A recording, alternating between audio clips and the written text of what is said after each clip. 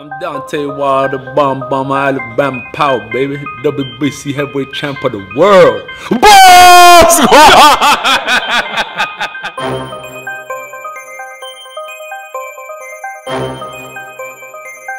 Give your official message to Энтони Джошуа, knowing that everybody wants this fight next. What do you have to say to the champ? Short, sweet, and simple. Joshua, I'm coming. Radio Raheem with Deontay Wilder, WBC heavyweight champion of the world. Now look, obviously I'm American, so I gotta ask about our champion over the seas.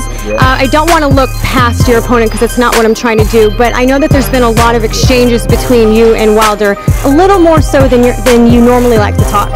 Because you're usually a little bit more quiet, but you've been a little more vocal. One thing, what do you make of Wilder saying that he considers himself to be the most feared champ since Mike Tyson? Since Mike? I don't know who's scared, who thinks he's scared of him. I don't know who he believes to feel is worried about him or scared of him. So I just think he's talking probably from an emotional place, because from a factual point of view, there hasn't been no survey done from all athletes to talk about who's the most feared fighter, and the public demanded Tyson as the most feared fighter. I don't think the public demand Wilder as the most feared fighter. I think he's putting himself in that position. So until the public demand it, you shouldn't call yourself it.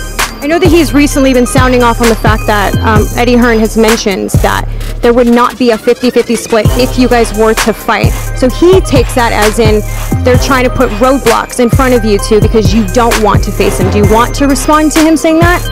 If he wants 50-50 and that's the only thing that makes a fight happen, for me, as I said, all of my fights have been easily made. So there's always a way to make a fight made.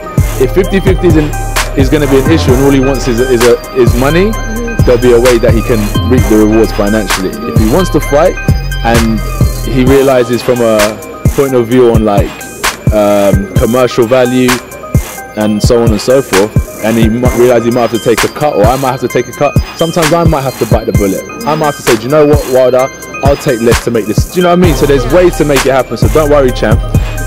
If there are issues that are facing us and we need to resolve them, I'll be more than willing to find a way to make the fight happen, because that's just what we do. Well, listen, he's the king now. Yeah. There's no doubt about it. Yeah. He's the king, he's the big man now on campus. I don't care who's out now, little guys making he's the big man on campus. Yeah. He's the heavyweight champion, the man. Especially with a guy like that that's knocking guys out. Yeah. And he looks like the heavyweight champion. Because he got back up, he got hit with a really good shot. AJ has a lot of energy. He's young. He wants to expose it. He wants to be explosive. He has these big muscles that explode it. Yeah. It's these big muscles that bring him confidence, and he just wants to demolish people right in front of him. That's what it is. It gives him a lot of confidence. We've got a lot of work to do. But as I said from the meeting, there is a willingness from everybody to make the fight. Okay. You know, I heard Deontay Wilder's comments about it's a 50-50. I mean, mate, there's more chance of me running the New York Marathon in under 3 hours than that fight being a 50-50. I'll give you an example. If there's $50 million in the pot, yeah, that's where the difficulty comes. Because if someone's earning $2 million at the moment, someone's earning $20 million at the moment, there's no problem with the $2 million guy, is there? Because there's plenty of money for him. So, listen, but we don't we want to help. We don't want to be obstructive and go, oh, you're not worth any money. Of course he is, he's a world champion. Deontay Wilder has a lot of value in this fight. We just got to be real, that's all. But I had a good meeting with Al Heyman, a good meeting with Shelley Finkel. We're all on the same page. I'll fly tomorrow, land on Monday, give me 24 hours to have a nice wash and a shower, and then we'll go to work and we'll speak to them. A letter, and I'll quote it from Eddie. Glad you had a good chin wag with the old man. You know that came from him. That's not language we speak. I will get the respect of P&L's profit and loss to you this week for discussion, meaning what we would make in the UK, what we would make in Vegas. All the best, Eddie. That was November 29th.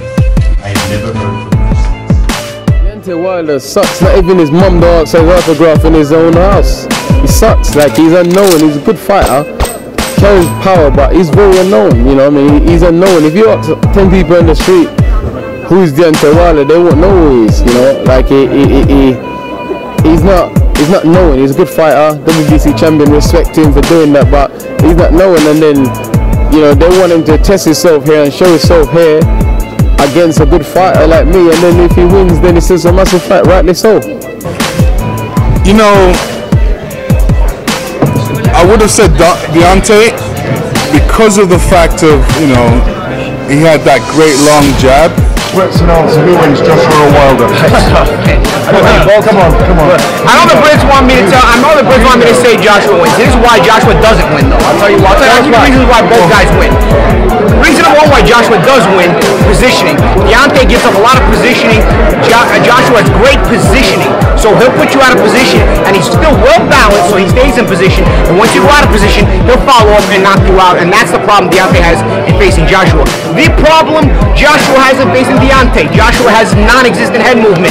Against, you saw Ortiz was able to nullify the jab of Deontay tonight. That's only because Ortiz is a southpaw. A right-hander has a lot bigger problems with Deontay Wilder because of the jab, and it's a dominant jab. What is the jab set up? The straight right hand. The straight right hand, you go night-night. Okay, if you don't move your head against Deontay when his 1-2 is coming, you will go to sleep.